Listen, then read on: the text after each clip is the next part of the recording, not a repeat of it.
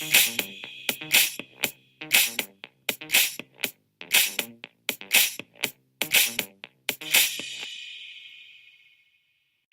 and welcome to the Redbrick Sport football podcast. I'm joined this week by Nancy, Nicola, Alex, and a new face from the Redbrick Sport team, Ollie Meek. Hello, Ollie. Hi.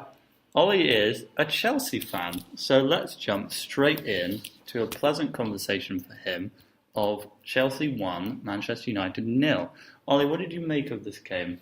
It was a good win. It wasn't the most entertaining, but it was one of those where you just sort of have to grind out a result, basically. Star man Kante really lost the match. So. Yeah, do we think that N'Golo Kante is, as Frank Lampard said, the best central midfielder in the world? In the world? Probably on balance. Up there, yeah. Yeah, at the moment, you could certainly make the argument for it. I think talking from a Premier League bias point of view, then yeah, he's the best midfielder in the Premier League at the moment. Whether or not that means he's better than the likes of Rakitic or Vidal or someone like Thiago, both by him, I don't know. Yeah. Well, we were, Alex and I, discussing our top 5 players in the world last night, and Kante was the only midfielder who made it onto both our teams.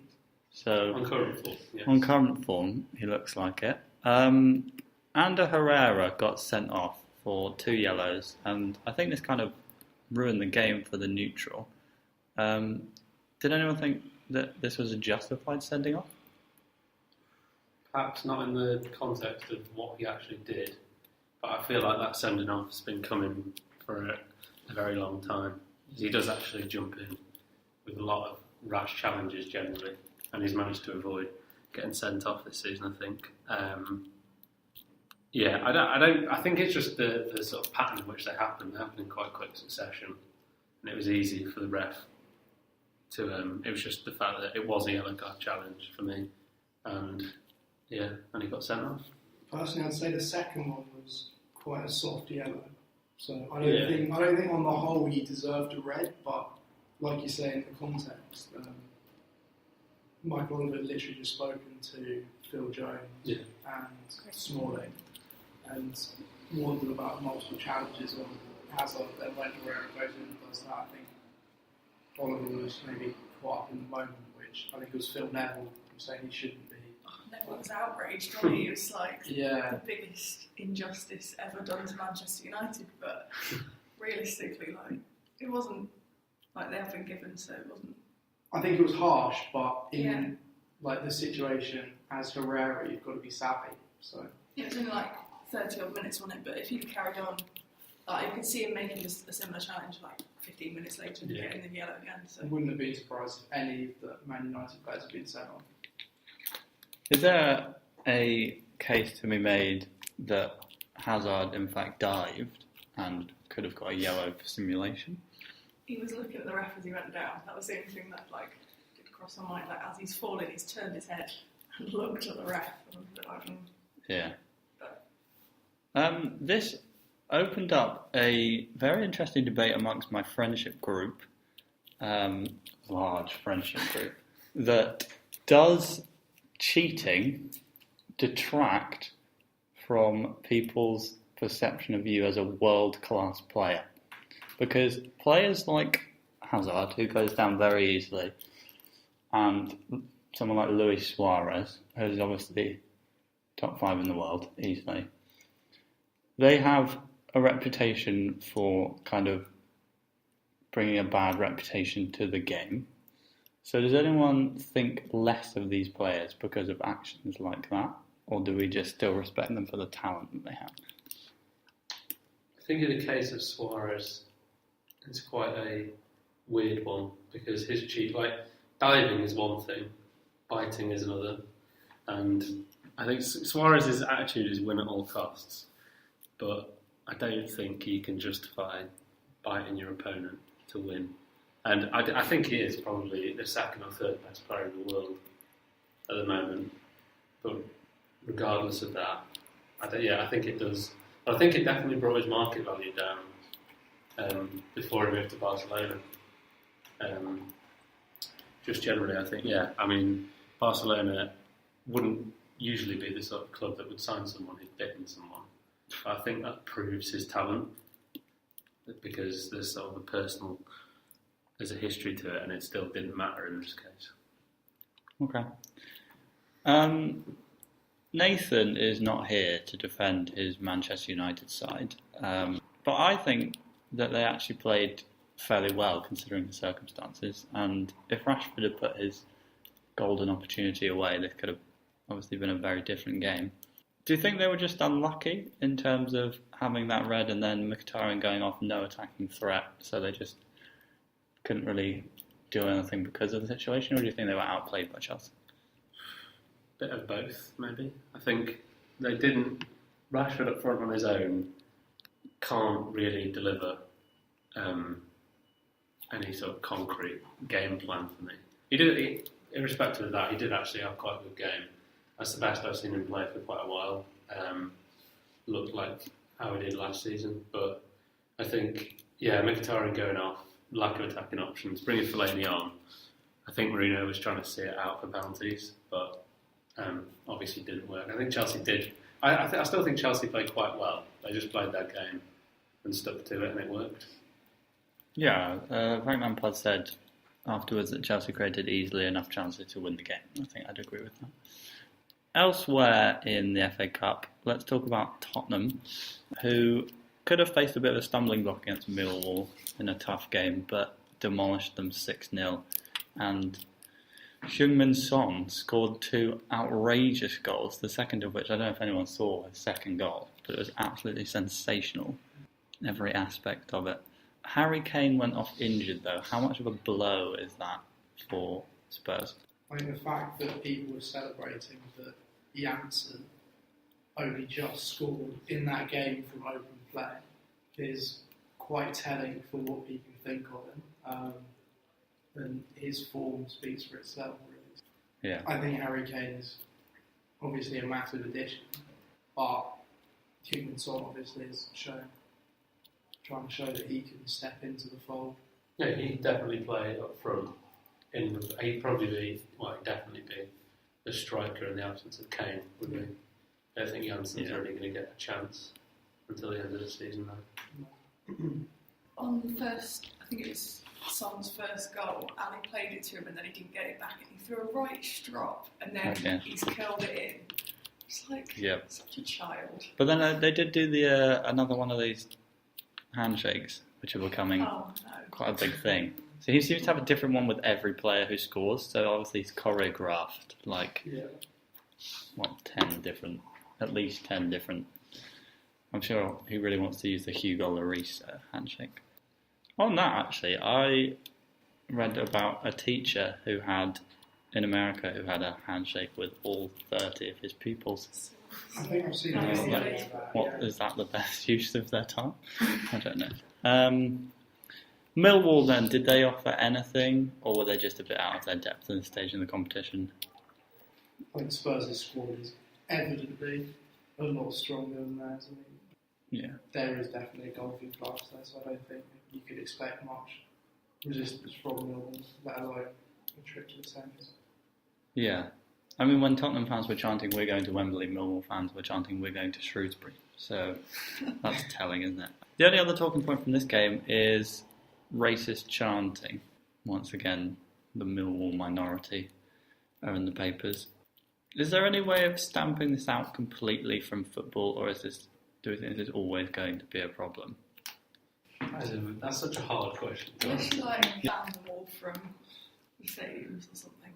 But it's so hard it's to quite even extreme, do that. and how to do it. It's so hard to enforce. Unless you get bans those on people. cameras that get in kissing. So they can just wear hats or shave their head and they look completely different. You can't really control who's coming into a game as long as there are fans. I think the unfortunate thing is that there are going to be dads taking their children to a game who will also be involved in that chanting, and if you have being taught to a child and who associates that with football at a young age, that's obviously disgusting to see. I think I saw something that there was a lot more stewarding at that game from the Tottenham system, and they were wearing like hard hats or something like that. I saw That is incredible. there was some form of headgear someone suggested was employed, and it definitely looked like that from the pictures I've seen. So I know there was trouble outside the ground as well. Across North London, Arsenal won 5-0, not quite as impressive, but still a demolition. Nicola, you watched this game. You do it at the same time as the Six Nations, but yes, I did Yeah. watch the game. Do you want to tell me your thoughts on Arsenal's performance? I think Lincoln did really well. Like, they controlled it in the first half. Obviously, Arsenal did have chances, but they were stopping them from playing in some aspects. And then, normal non-league team get tired. Premier League team run around, score goals, basically. Yeah, it was a bit of a non-event in the end. Yeah. Like, you could tell when Ramsey sort of, I don't know, just sort of didn't really care about how he hit the ball into the goal. Yeah. Just wanted And all the build-up to this was how spectacularly can Arsenal fail. Which was never going to happen. Not at home. I think it could have done away. Definitely could have happened away, but I just think on the pitch at the Emirates, there was no chance that they were going to beat us. Yeah. Every tear's a waterfall when you score an own goal in the 68th minute. I think after that, it was over. The fun fact from this game that I have is that the Lincoln staff asked for a hoover to clean up the Emirates dressing room from all the mud from their players' That's very nice. studs. It's But they were given a brush rather than the hoovers. It's a similar tactics in rugby. The All Blacks do that. Every stadium they play at, they will clean up afterwards. So they're It's very employing that respectful. discipline. Yeah, and I'd imagine it was a great day out for Lincoln fans. Apparently, Arsenal spoke to the Cowleys for an hour afterwards. Yeah, I mean, it's a good occasion for Lincoln, isn't it? I think Lincoln took a lot from the occasion, much more so than Arsenal. Oh, absolutely. Yeah. Controlling for 45 minutes And a great cup run as well. That'll do wonders for them. The final FA Cup game of the weekend was Middlesbrough and Man City, which also ended up being a bit of a non-event. Man City won fairly comfortably 2-0. Silva and Aguero scoring. Yaya Toure, was criticised pretty openly by Guardiola in front of all of his teammates. He's been in and out of the team under Guardiola, and obviously we know their relationship isn't the best. Do we think he has a future at City? How old is he now? He was about 33. Yeah, something like that. I think beyond the season after this one, I don't think he does really. He could prove me wrong and stay for a couple of years more. I think as Guardiola tries to transition this team into world beaters, I don't think Toure really has a functional place in it. Maybe as a super sub, but no, I don't think he will stay for that much longer. City kept a clean sheet in this game. So is this the start of their upward trajectory? I think they've found a system that works best for them now. I think, well, it's a bit too late, obviously, but I think next season they will have a real good go at the league, and I think they will be right. They'll be definitely right up there with Chelsea. I think Guardiola perhaps needs to sign new fullbacks and really spend some big money on them, because I don't think that Gael Clichy and Sanya and Kolarov's now like a fully fledged centre back, which is positive for City under Pep. But yeah, I think they need to reinforce in that area defensively, and maybe the goalkeeper. I'm not sure who they'd go after there. Maybe Joe Hart comes back, but I feel like he might move on. Yeah, I think He wasn't. yeah. Didn't even mention the name of Man City, we just sort of referred to it as. Yeah. It's quite a sad ending. He's detached himself. Can't blame him Liverpool next season. Yeah. Got Not a glorious return to Shrewsbury. Nothing they've got the Financial resources. No. All right, final question on the FA Cup then, as this lorry rolls past. Who's going to win? It's an all Premier League semi-finals. Yeah, which is a bit disappointing. And I would have liked a North London derby Yeah, but if that now, ends up but being that the could be the final. Yeah, So if that's the final and we win, it's ridiculous. Wenger will be immortalised in history forever. So who do we think is going to win? Chelsea. Just because I just think because it's they've only got to win two games, and the thing is, I feel like of all the teams, they've got the best chance of managing their Running. Also, they're not going after another position in the league. I just think game management wise, they're the best team in the league. And I just think they'll have too much to not win it. Okay, anyone disagree with that? Alright, fairly conclusive then. We'll take a break and then we'll come back and talk about the array of very exciting Premier League fixtures from the weekend.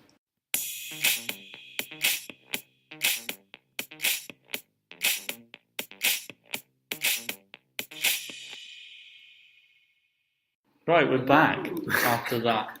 Okay, it's not that funny. The jingle was created specifically for this podcast and paid for by nobody. Paid for it. You can make it on GarageBand. I did make it on GarageBand. Thanks for asking. Right. It sounds like it's making GarageBand. That was low quality comment about a high quality jingle. Liverpool beat Burnley 2-1 in the Premier League, did what they cannot do, which is beat a small, in quotation marks, team. It was scrappy, wasn't it? Anyone? Yes. Yeah. Good. Not like we Wijnaldum is becoming a bit of a fan favourite at Liverpool. He scores pretty crucial goals. He's everywhere. And Emre Can scored a very nice goal from long range, which sealed all 3 points.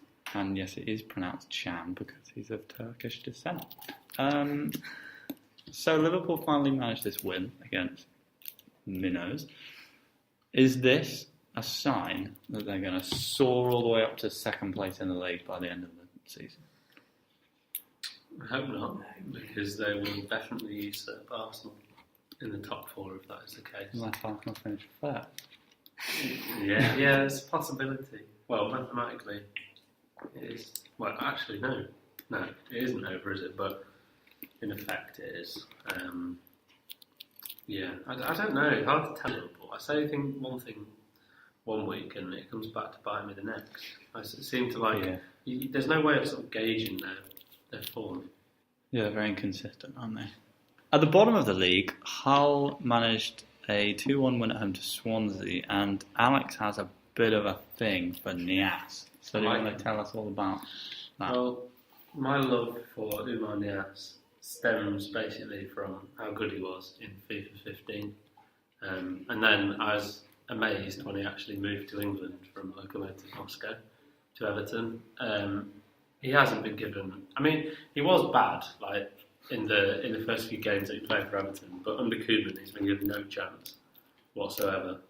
Didn't even get given a squad number, no locker in the changing room, and basically he's gone to Hull now and he's actually putting in performances which suggests that he would be a capable player for Everton. Maybe not for Everton, but maybe for a better team than Hull, certainly.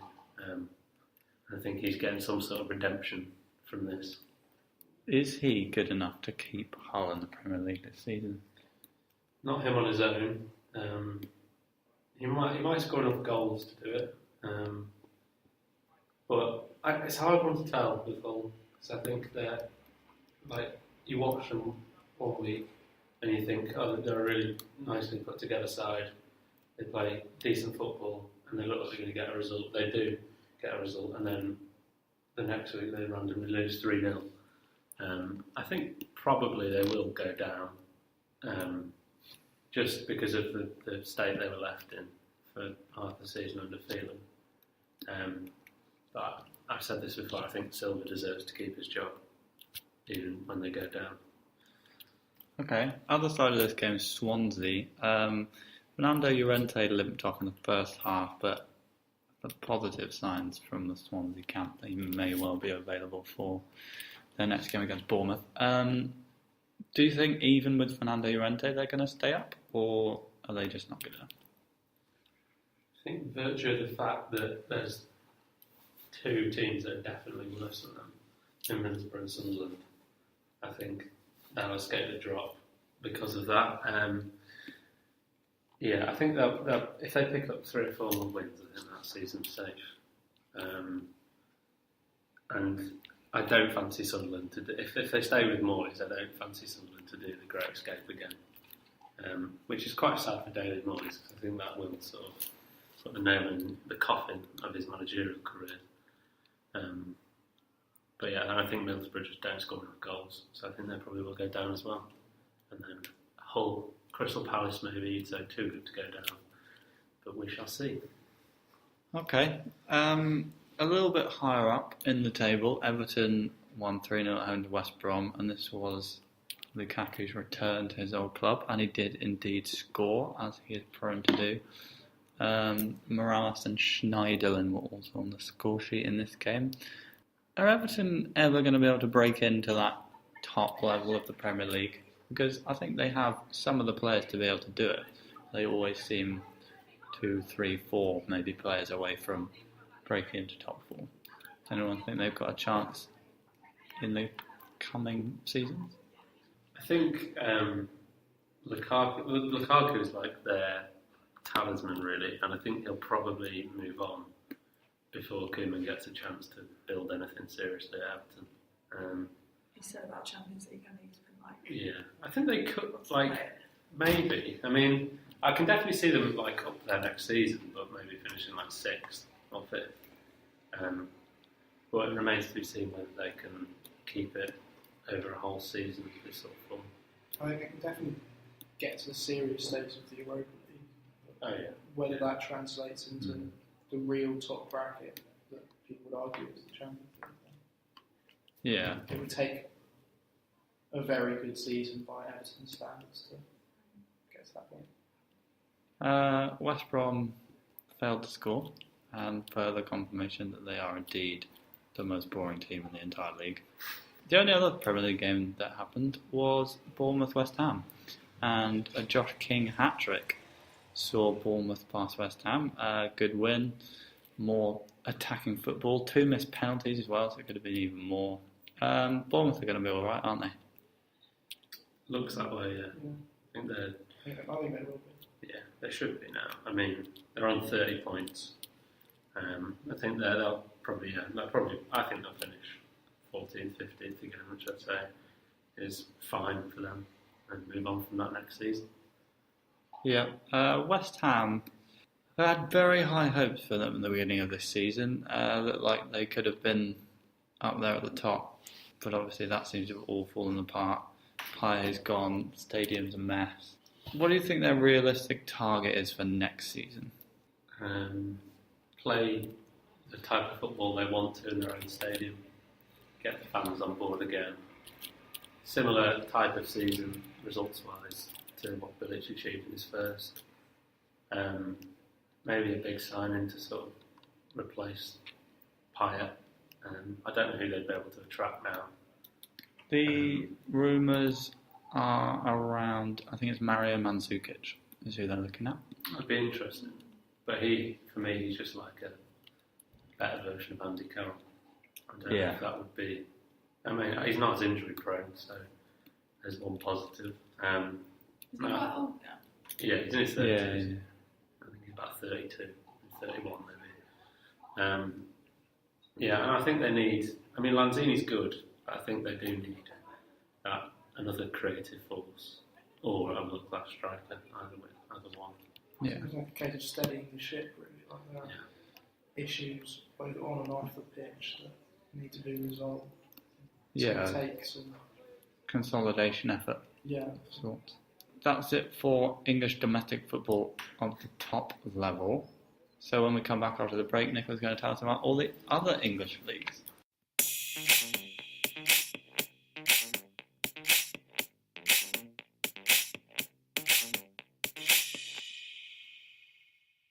Right, after another jingle, we're back and Nicola's going to tell us about the lower leagues. Okay, we're starting in the National League this week, where Solihull Moors staged a comeback to earn a point. They were 3-0 down to Braintree within 23 minutes, but the goals of Simeon May, Dapo Afolayan and George Carline's header and a draw. They're 15th on 45 points. On Saturday in League One, Walsall drew away 1-1 at Charlton. They're in 9th place, 5 points off the playoffs, whereas Coventry is still not going right for them. It looks like they're going down. They lost at home again. This time it's 2-0 to Bradford. At the foot of the table, 6 points adrift of 23rd and about 16 points adrift of safety. So not looking good at all with 10 games remaining. And in the Championship, it's a better weekend. Aston Villa won 2-0 at home against Sheffield Wednesday. Birmingham drew 1-1 away at Cardiff. And Wolves beat Rotherham at home 1-0. Villa are 12th on 48 points. Birmingham are 17th on 44. And Wolves are 20th on 39. All right, thanks, Nicola. The biggest news out of yesterday was actually that Warren Joyce was sacked as Wigan manager after a 1-0 defeat against Bristol City in another relegation 6-pointer that we did not manage to win. That was the 13th of 24 games under Joyce in which Wigan failed to score. So he was the wrong man for the situation we were in. It was a bit of a gamble. Nathan liked it because his Manchester United connection, but it didn't pay off. We needed someone who could guarantee survival. And as soon as he was publicly criticising players, it looked a bit lost. Barrow is in charge until the end of the season. There's a lot of hate against him on Twitter, but I'm not really sure why. It's not really a surprise that he's in charge. He sort of gets wheeled out whenever we're in need of an emergency manager, which is every other week at this rate. And the squad, he knows the squad, players respect him, don't really have the time to bring anyone new in, so I'm feeling very positive. Hello, League One. Hello, League One. Away trips to Shrewsbury Town if they manage to stay up. And Northampton. Yeah. Some good away days for me to look forward to. That's it for the podcast. You heard from Nancy, Nicola, Alex, Ollie and myself, Dan, and we'll be back with the last podcast of our university term next week.